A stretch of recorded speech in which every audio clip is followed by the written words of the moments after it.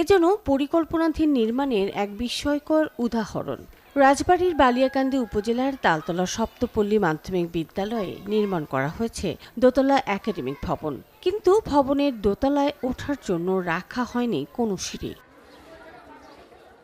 ফলে নির্মাণের 4 বছর পেরিয়ে গেলেও ভবনের পুরো দোতলা পড়ে আছে তালাবদ্ধ ও অব্যবহৃত। জেলা পরিষদ ও শিক্ষা প্রকৌশল অধিদপ্তরের অর্থায়নে প্রায় ৩৭ লাখ টাকা ব্যয়ে নির্মাণ ভবনটি এখন শিক্ষার্থীদের উপকারের চেয়ে বেশি হয়ে উঠেছে আক্ষেপের কারণ।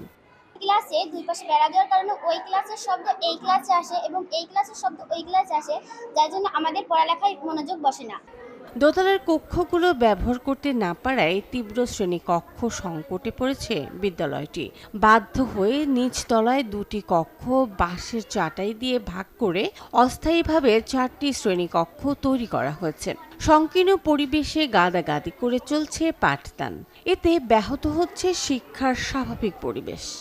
কর্তৃপক্ষ যদি এটা খুব দ্রুত ব্যবস্থা নেয় তাহলে আমরা এই ভবনটা সম্পূর্ণ ব্যবহার করতে পারি এবং শ্রেণীকক্ষের সংকট সেখানে একটু হয়। শ্রেণীকক্ষের সংকট থাকার কারণে আমাদের শ্রেণী কার্যক্রম চরমভাবে ব্যাহত হচ্ছে। শ্রেণী কার্যক্রম চালাতে অনেক কষ্ট হচ্ছে, যার পরিপ্রেক্ষিতে আপনারা দেখতেই পাচ্ছেন একই শ্রেণীর রুম, একটা শ্রেণীকক্ষ, সেখানে আমরা মাঝখানে বাঁশের বেড়া দিয়ে পার্টিশন তৈরি করে 2টো শ্রেণীকক্ষ তৈরি করছি। আমি বর্তমান 6ষ্ঠ শ্রেণীতে অবস্থান করছি। দেখেন, এ মুরোর শিক্ষার্থী যা বলতেছে ও মুরোর শিক্ষার্থী সব শোনা যাচ্ছে। কার্যক্রম চালাতে যা আমাদের বিঘ্ন ঘটছে এটা ভাষায় প্রকাশ করা যাচ্ছে না। বিদ্যালয় কর্তৃপক্ষ বলছে, সিঁড়ি নির্মাণের দাবিতে বহুবার সংশ্লিষ্ট দপ্তরে আবেদন করা হলেও এখনো মেলেনি কার্যকর কোনো উদ্যোগ।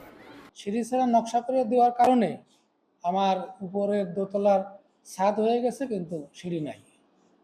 এই সিঁড়ি না থাকার কারণে আমি উপরের দোতলার অংশ ব্যবহার করতে পারছি না।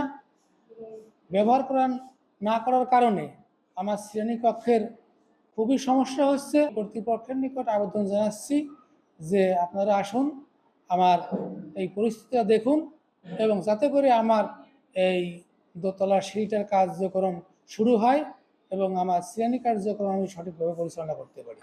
এ বিষয়ে শিক্ষা প্রকৌশল অধিদপ্তরের কর্মকর্তারা দায় চাপাচ্ছেন জেলা পরিষদের উপর। তবে জেলা পরিষদের দায়িত্বশীল কর্মকর্তারা ক্যামেরার সামনে কথা বলতে রাজি হননি। ইমার্জেন্সি কোনো ফান্ড নাই, সেই ক্ষেত্রে আমরা আমাদের চিফ ইঞ্জিনিয়ার বরাবর লিখবো। চিফ ইঞ্জিনিয়ার মহোদয় যদি ফান্ড ক্রিয়েট করে তাহলে আমাদের পক্ষে কইরা দেওয়া সম্ভব। সিঁড়ি যে দোতলায় থাকার কথা ছিল শিক্ষার্থীদের প্রাণচাঞ্চল্য, সেখানে 4 বছর ধরে জমেছে শুধুই ধুলো আর অবহেলা। দ্রুত সিঁড়ি নির্মাণ করে ভবনটি ব্যবহারের উপযোগী করার দাবি সবার। Desk report, channel 24।